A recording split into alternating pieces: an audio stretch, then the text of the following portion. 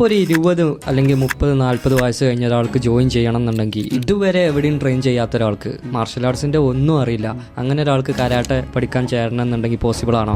Fitness ഇല്ലാത്ത ഒരാള് നല്ല വണ്ണമുള്ള ഒരാള് ഞങ്ങളുടെ ക്ലാസ്സിൽ വന്നിട്ടുണ്ടായിരുന്നു.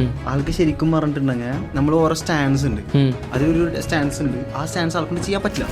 അങ്ങനെയുള്ള ഒരാൾക്ക് നമ്മൾ ആദ്യം എടുത്തത് വൈറ്റ് ബെൽറ്റിന് എടുത്തിട്ട് ആൾക്ക് ടൈം പീരീഡ് കൂട്ടി.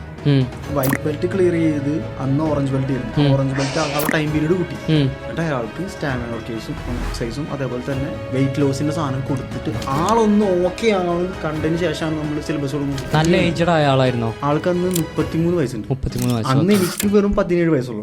അന്ന് ആൾക്ക് 30, എന്റെ ഇരട്ടി പ്രായം ഉണ്ട് അയാൾക്ക്. അപ്പൊ ഞാനൊക്കെ ഉള്ളിലേക്കും ആളെ കൊണ്ടൊക്കെ എന്തിനാ, കാരണം അന്ന് എനിക്ക് അത്ര നമ്മളിരിക്കൂലേ വീട്ടിലിരുന്ന് പിള്ളേരെ കളിപ്പുണ്ട കാണിച്ചിട്ട് കരാട്ടലിക്കാൻ വന്നത് നമ്മളൊക്കെ ഉള്ളിൽ പറഞ്ഞിട്ടുണ്ട്. നമ്മൾ ഒരേ ബോട്ടിൽ നിൽക്കുന്ന ആൾക്കാരേക്കും ഇങ്ങനെ കളിപ്പിക്കും.